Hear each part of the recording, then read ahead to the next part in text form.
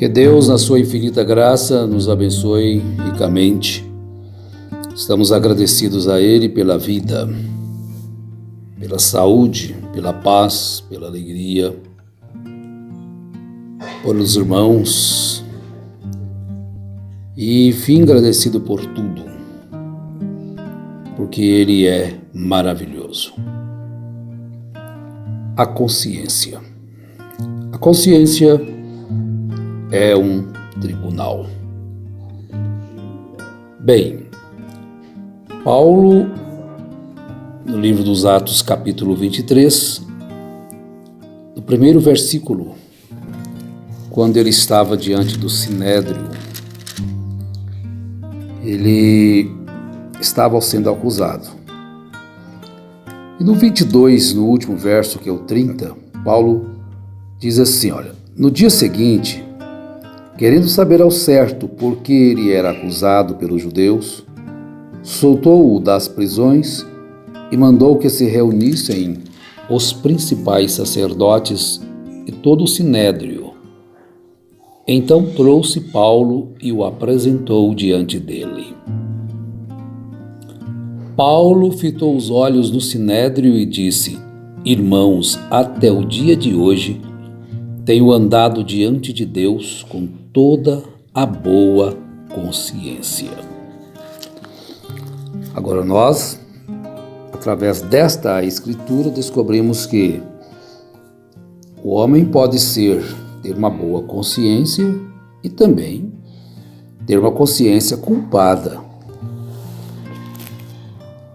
Então, às vezes, as pessoas sofrem uma condição que parece que eles não mereciam sofrer tal condição. Mas ele pode fazer um exame introspectivo e ter uma boa consciência para com Deus e também para com os homens. E de seu dever cumprido, de tudo que ele fez, mas também pode estar lhe doendo a consciência por não ter feito aquilo que deveria ter feito. E novamente também no capítulo 24 dos Atos, agora Paulo estava perante Félix. Ele estava naquele julgamento, e depois ali ele foi levado para Roma. E ele diz, no capítulo 24, no verso 16, por isso sempre procuro ter uma consciência sem ofensa, tanto para com Deus, como para com os homens. Dever cumprido, uma sensação de segurança produz.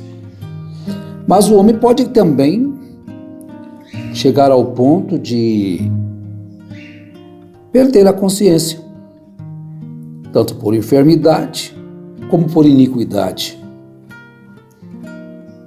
Pode sofrer um desvario, e não ter consciência das obras. E pode também praticar erros achando que aquilo não é errado. Vejam bem como nós devemos observar as coisas. Então, Paulo, diante de 2 tribunais, ele reafirmou a sua boa consciência.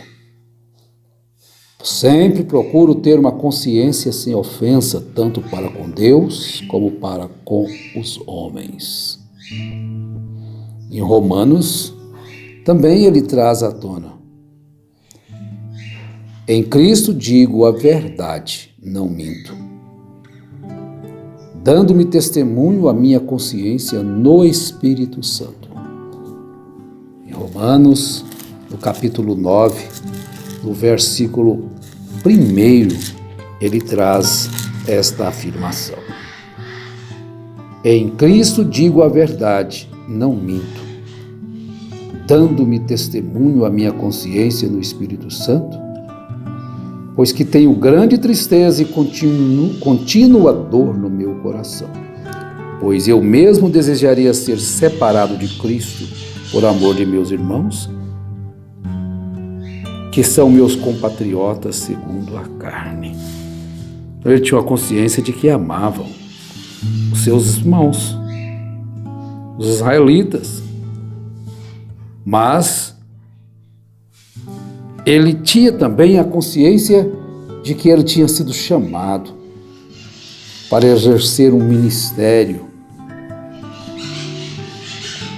e ele não poderia ficar preso àquele sentimento. Ele tinha tristeza ao ver aqueles israelitas, a quem lhes pertencia a adoção de filhos, a glória, as alianças, a lei, o culto e as promessas, os patriarcas, de onde veio Jesus, segundo a carne, né? Mas eles falharam, os israelitas. Mas o nosso assunto é essa consciência. Porque chega o momento de prestação de conta. E quando chega esse momento de prestação de conta, então nós devemos estar com a nossa... É melhor estarmos com a nossa consciência tranquila. É melhor estar eu com a consciência tranquila, para que ela também não se torne assim uma acusação. Não precisar de um outro acusando ali, um promotor, que esse é o trabalho do promotor, acusar. Mas se a minha consciência puder me acusar aqui enquanto eu tenho tempo de consertar e deixar as minhas mazelas e começar a praticar obras dignas do arrependimento, que bênção seria. Segunda carta aos Coríntios, capítulo 1, verso 12. Ora, a nossa glória é esta, o testemunho da nossa consciência de que com simplicidade e sinceridade de Deus, não com sabedoria carnal, mas na graça de Deus temos vivido no mundo, especialmente para convosco. Então, todo pregador, sinceramente, deveria portar em si, ter em si, esta consciência de que estão ensinando coisas compatíveis com a vida eterna. Estão ensinando coisas compatíveis com os ensinos apostólicos, proféticos, os ensinos que Jesus deixou, para que na prestação de contas ele não venha a ser reprovado. Estar ensinando erro, estar ensinando coisas, às vezes ensina-se através das palavras corretamente, mas ensina através das ações, traz uma influência maligna, traz aquele exemplo péssimo, trazendo então o escândalo, pois fala uma coisa e vive-se outra. Agora tem que ter esse testemunho da consciência, que Deus nos ajude a ter uma consciência perfeita. Deus nos ajuda a ter uma consciência sadia, boa, que temos procurado fazer, guardando a fé, ter a boa consciência, como ele escreveu a Timóteo no capítulo 1, 19. Conservando a fé e a boa consciência, porque alguns, havendo rejeitado, vieram a naufragar na fé. Então, tenho a boa consciência e tenho aquela consciência culposa, culpada. Nós encontramos isso na Bíblia, os dois lados. Agora vejam bem, 1 Pedro 3,16, tende uma boa consciência para que, naquilo em que falam mal de vós como de malfeitores, fiquem confundidos os que blasfemam do vosso bom procedimento em Cristo. Tenham uma boa consciência do seu porte, de suas palavras, de suas ações. Então, se falarem mal de você, você tem uma boa consciência de que aquilo não é verdade.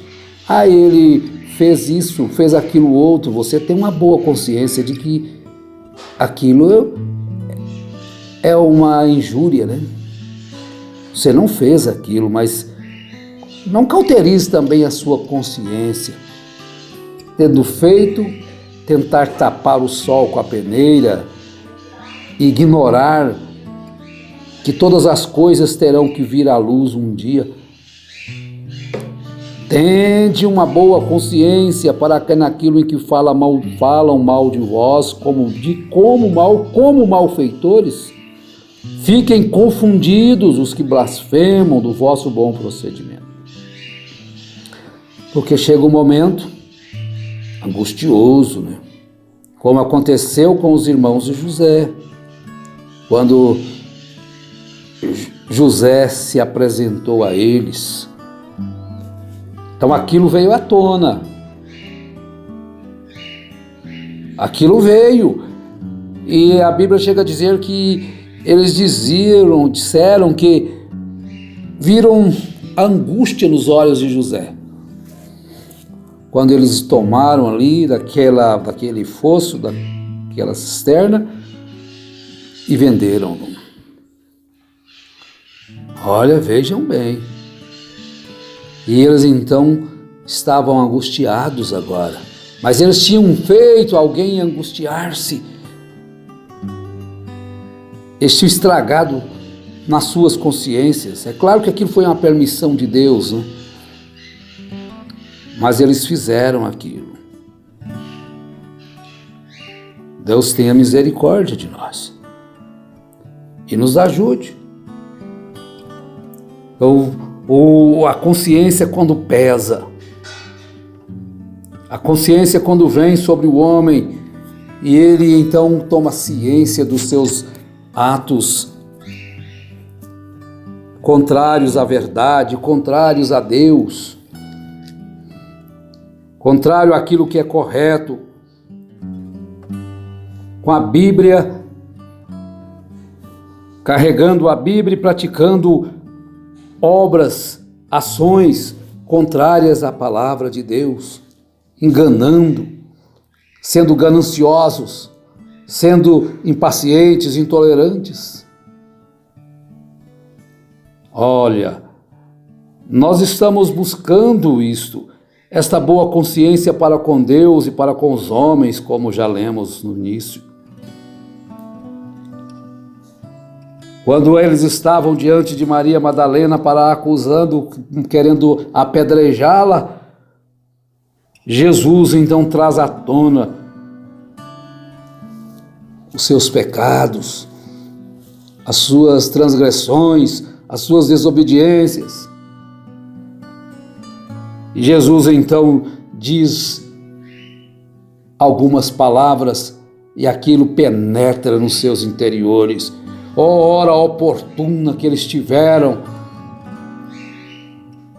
de receberem a vida como a Maria, como aquela mulher recebeu a vida diante daquelas palavras. Quem estiver sem pecado, então eles estavam ali com a consciência cauterizada, nós somos perfeitos, nós somos os melhores, nós somos isso, nós somos... Agora esta aí é uma pobre pecadora, miserável, deve ser morta, apedrejada, porque a lei assim ordena.